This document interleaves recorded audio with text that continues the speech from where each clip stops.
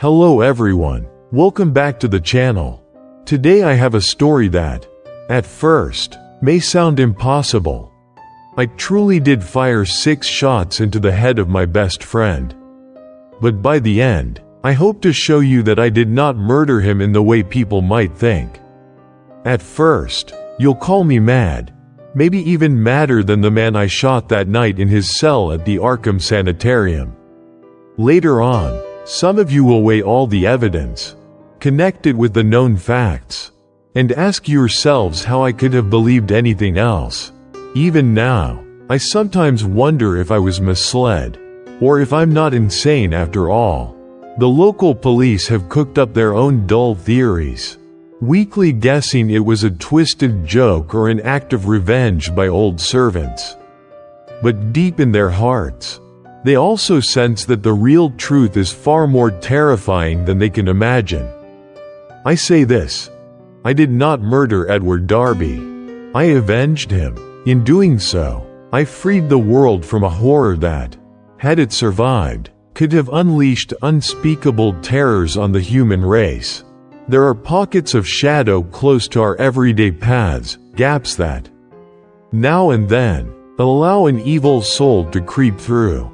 When that happens, the person who recognizes the threat must strike, and do so swiftly, no matter the consequences. The cost of hesitation is too high. I've known Edward Pickman Darby his entire life.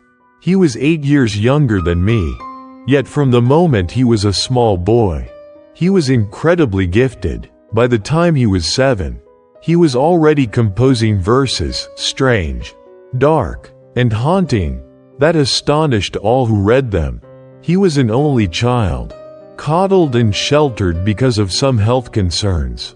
His parents watched him closely and let him spend most of his time alone. So his inner life grew secret and intense. His imagination became his lone outlet. By the time he was 8, I was 16, and though there was a sizable age gap between us, we had much in common. We both loved shadows and marvels and things that teeter on the brink of nightmare. Perhaps it was the morbid, ancient town in which we lived, Arkham, with its slanting roofs, rotting Georgian balconies, and the slow, ominous waters of the Miskatonic River. It's a place where old ghosts and legends linger, and where the centuries all blend together in a haze. In time, I chose to pursue architecture, while Edward, with his brilliant but eerie poetry, seemed bound for a different path. We remained friends, though Edward's talents continued to bloom, and by 18 he published a collection of his grim, dreamlike verses under the title Azathoth and Other Horrors, which drew widespread notice in certain circles. He even corresponded with the notorious poet Justin Jeffrey, who wrote The People of the Monolith before dying in a madhouse in 1926. Soon after visiting a bizarre Hungarian village, Edward excelled in every corner of the weird and fantastic but was childishly helpless in the mundane spheres of life. His parents' wealth saved him from needing a normal career, and he grew into a quiet, sensitive man, tall and blond with a face like a boy's, no lines, no sign of adult burdens. After finishing his studies at Miskatonic University, where he majored in literature, Edward became famous locally for his esoteric knowledge. He haunted the darkest corners of the library, reading forbidden tomes such as the Book of Ibn, the Pennacotic manuscripts, and even the dreaded Necronomicon by Abdul Alhazred. He was fascinated by everything hidden, arcane, and long forgotten. By the time he was in his mid-20s, he had become an impressive poet and a dedicated student of the occult, though his shyness and overprotective upbringing prevented him from truly standing on his own. Meanwhile, I had gone to Harvard, studied in a Boston architect's office, gotten married, and returned to Arkham. Edward visited me often, knocking on my front door with a special signal, 3 quick knocks followed by 2 more. Some evenings, he would share the strangest theories, gleaned from old books. Occasionally, it spooked me to realize how deeply he believed them. By the time Edward was 34, his mother passed away, leaving him devastated for many months. His father took him on a trip to Europe to recover. He returned with fresh energy, or so it seemed, and began mingling, for the first time, with a wilder set at the university. People who held decadent parties and whispered among themselves about black magic. Rumors spread about bizarre experiments and secret gatherings, some of which Edward might have attended. Perhaps it was there, in that strange social circle, that he met Asenath Waite. Asenath was about 23, a serious student of medieval metaphysics at Miskatonic. She was small, dark-haired, and strikingly pretty, except for eyes that bulged a bit too far from her face. There was, people said, something unnerving in her gaze, something alien, and she had a troubling family history, one that led many Arkham natives to steer clear of her. She came from Innsmouth, that decaying coastal town shadowed by ugly rumors. Worse, she was the daughter of the sinister Ephraim Waite, an old man rumored to be a powerful wizard. People spoke of weird lights in his boarded-up attic and unexplainable noises at odd hours. Some insisted that Ephraim was not truly dead, even though his death certificate said otherwise. That was the kind of talk swirling around the Waite family. At the Hall School in Kingsport, Asenath had already developed a reputation for dabbling in the occult. She believed, or so classmates said, that the mind could detach from the body, and that a strong mind could seize control of a weaker one. Worse, she lamented that she had been born a woman, claiming that a male brain had special advantages. With such talk, it is little wonder she was regarded with suspicion. But Edward was swept off his feet the moment he met her. She dazzled him with her occult knowledge, and her mesmerizing presence seemed to fill his senses. They fell in together almost instantly. Edward's father was horrified at the notion of his son marrying that Innsmouth girl. But Edward wouldn't be swayed. The wedding happened in a simple ceremony. Then Edward and Asenath moved into the old Crown and Shield house at the end of High Street, a building Asenath had purchased. She said it was near the college library, which she often visited. In the months that followed, I saw less and less of Edward. When I did see him, he was changed. Sometimes he seemed sad, more adult than before. In a way, at other times, he acted anxious or distracted. Asenath, on the other hand, aged quickly, growing stern and determined. Her eyes were sharper than ever, and her presence felt oppressive. The truth is, I did not like being around her. She seemed to regard me with the same watchful cunning a cat might give a small, helpless creature. Within 2 years, people began whispering that Edward was no longer himself. Occasionally, he was spotted driving their Packard out on the roads near Innsmouth, maneuvering with a confidence that startled everyone who knew him. Edward had never learned to drive, so how did he master it now?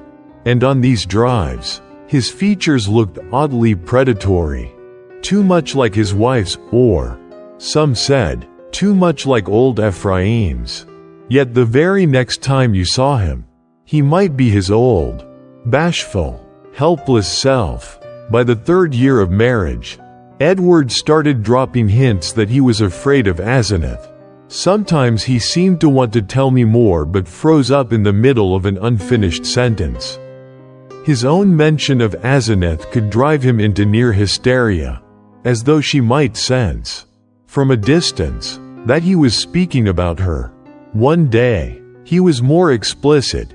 He was convinced Asenath was stealing his body, moving her consciousness into him, while he was left in her body, locked upstairs. It was a horrific story, how she would shove him out, take control of his mind and flesh, and wander off to dark gatherings in unknown places, leaving him in her weaker female form. At first, I thought he was insane. Then I remembered how Asenath's classmates had said she could hypnotize others into feeling like they had slipped into her body. And I couldn't forget that certain nights, Edward wore a look of unstoppable cunning and ruthlessness that had no place in his gentle soul. He went missing for stretches of time. Later, he might reappear in a far-off place, having to find his way back to Arkham without understanding how he got there. "She's leaving me stranded," he said. "She's testing how far she can push me. And one day, she'll put me somewhere so remote, I'll never return." Then came that phone call from a rural town in Maine. Edward had stumbled out of the deep forest, raving and half out of his mind, screaming for me. I drove up to Chesanook, a remote backwoods settlement, and found him locked in the town cell. Incoherent, he babbled about the pit of the Shoggoths, about nightmares too awful to describe. Eventually, I convinced the local authorities to let me take him home. On the drive back, he seemed anxious, but during the nighttime stretch he abruptly changed. His posture grew upright, his eyes glowed with a wild arrogance, and his voice, deeper than normal, said calmly that he wanted me to forget his ravings. The same voice that had once commanded me to give him the driver's seat in my own car. That was not the Edward the First had known. Weeks passed, and though Edward insisted he would move back to his old family mansion to get away from Asenath, he never did. Something held him in the Crown and Shield house.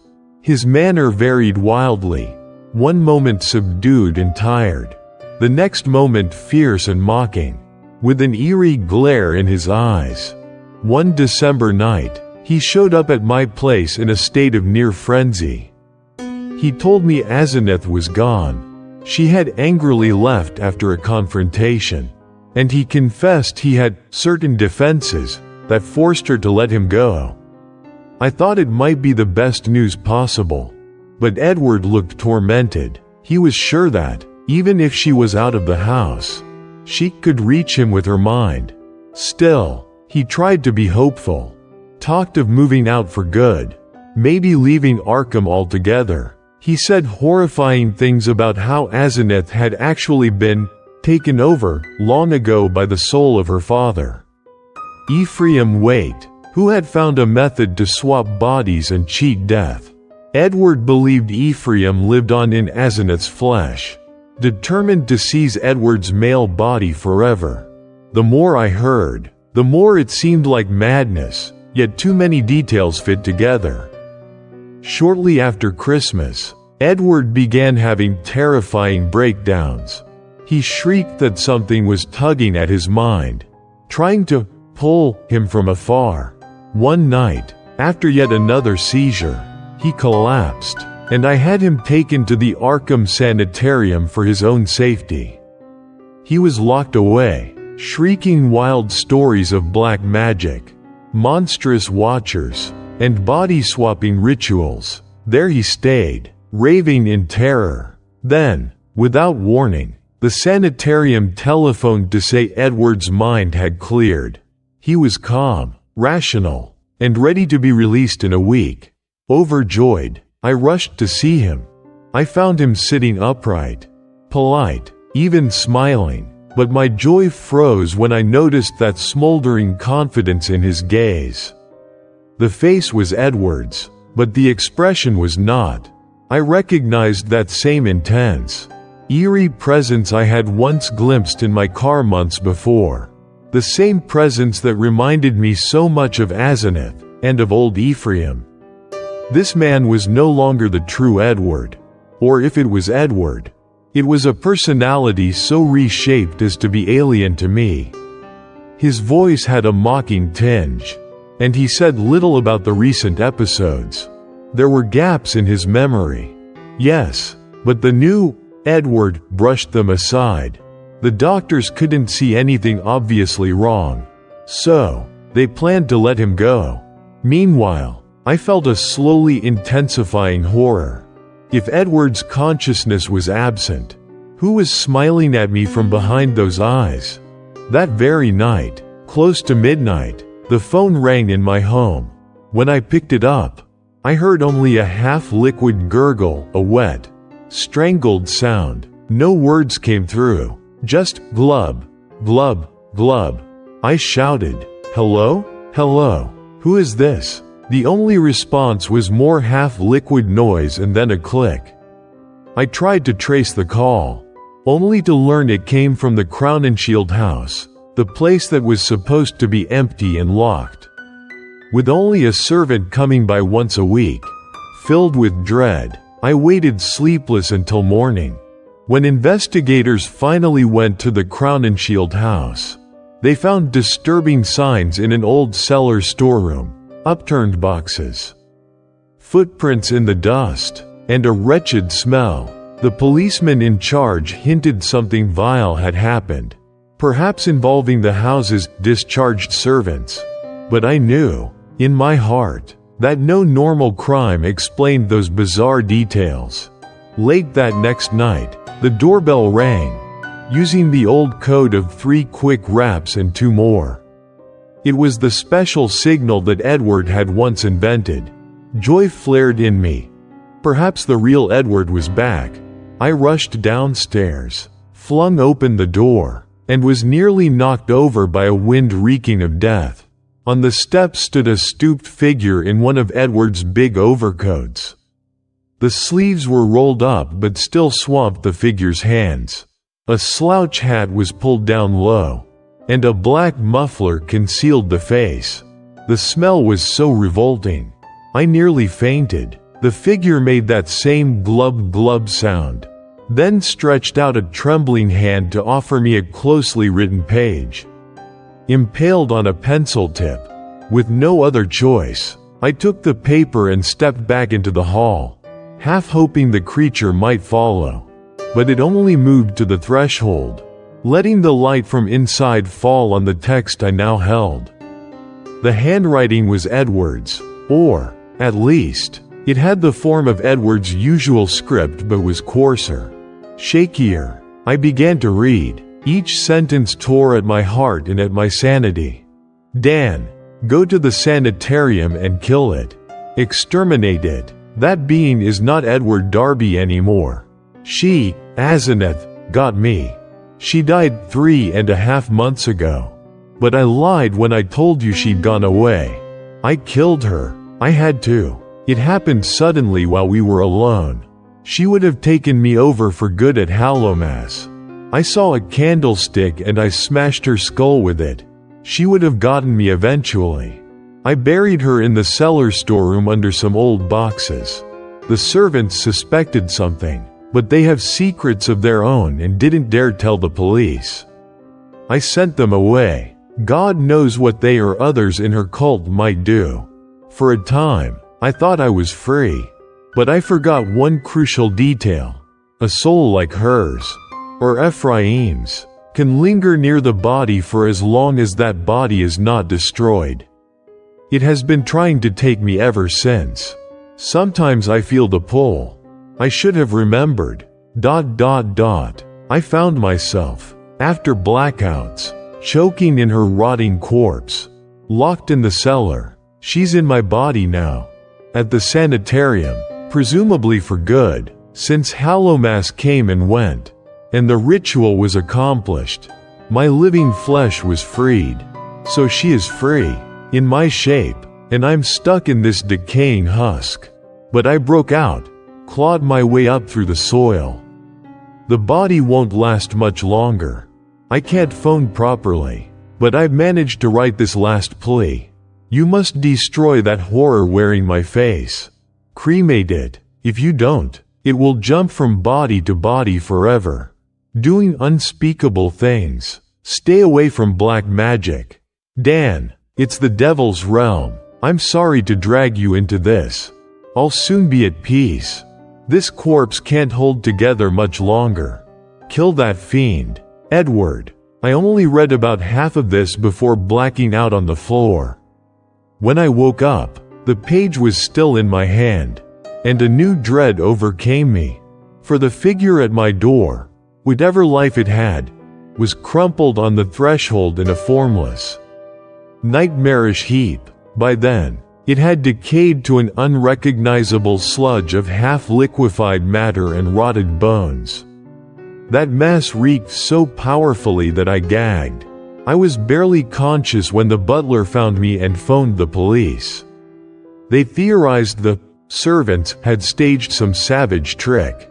They refused to believe I'd recognized old clothes on the shapeless remains.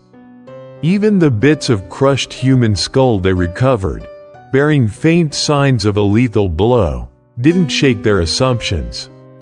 Because certain dental work proved the head belonged to Asenath, they concluded those evil-minded servants must have transported her dead body here out of revenge. They still do not realize the truth. They do not see that in the Arkham Sanitarium is a living body that once belonged to my friend Edward, but is now controlled by the monstrous soul of Ephraim Waite. The day after that final horror, I armed myself and went to that cursed room in the sanitarium.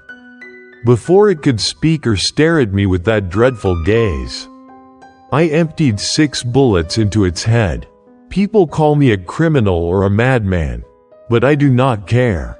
I only pray they will not do an autopsy and bury or store it somewhere. It must be burned, utterly destroyed, or its unnatural occupant might yet find a way to escape, jumping to another weak soul.